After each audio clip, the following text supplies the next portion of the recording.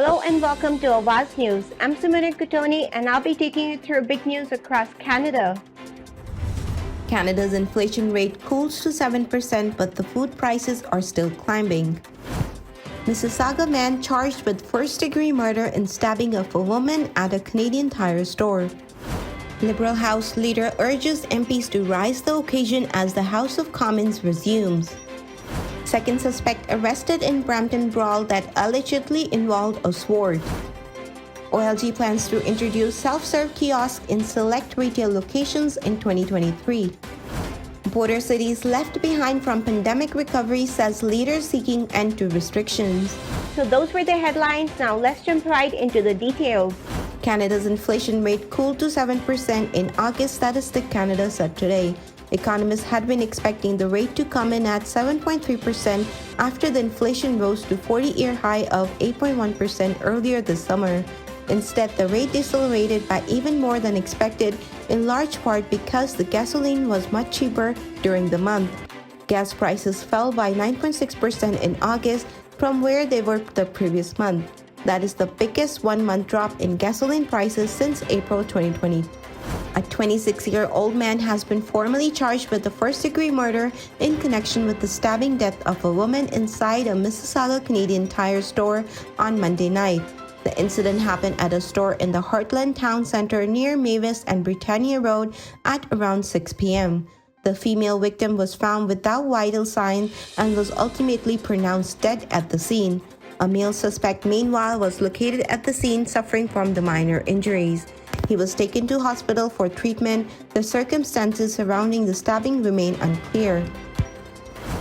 Liberal House leader Mark Holland says he hopes all the MPs bring a respectful tone as the House of Commons resumes sitting today following the summer break. His comments come on Pierre Poilievre's first day leading the opposition bench during the question period in his new role after clinching the Conservative Party leadership in a decisive win earlier this month. But those waiting for an anticipated face-off between Poilievre and Prime Minister Justin Trudeau will have to wait until later this week after Trudeau returned from UN General Assembly in New York. Holland says he's meeting with the other House leaders later today, including the newly appointed Andrew Scheer. A second man allegedly involved in a large brawl at the Brampton parking lot has been charged. The violent incident, which resulted in several people sustaining non-life-threatening injuries, happened on August 28 near Steeles Avenue and McLaughlin Road at around 1:30 a.m. Videos of the fight quickly circulated on social media. In one of them, a person can be seen wielding what appears to be a sword. On Sunday, investigators from the Peel Regional Police's 22nd Division Criminal Investigation Bureau arrested 24-year-old Mancharan Mali of Sydney, Nova Scotia, has been charged with the assault. Mali is scheduled to appear in court on November 16th.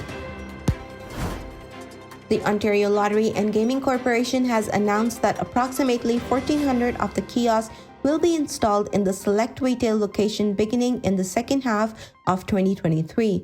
It says the terminal will include age attestation functionality as well as responsible gambling messaging. OLG is embracing innovative self-serve technology to deliver safe, secure, and convenient access to our popular lottery ticket.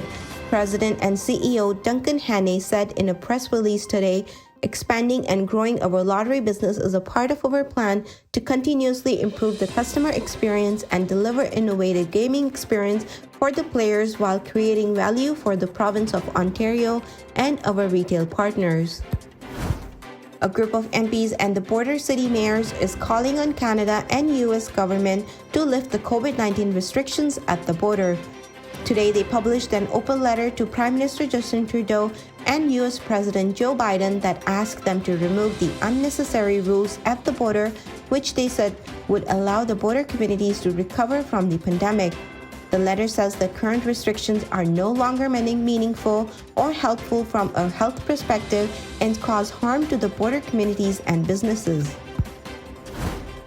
The first day of fall is on September 2nd and leaves will soon change from green to orange and red in Ontario.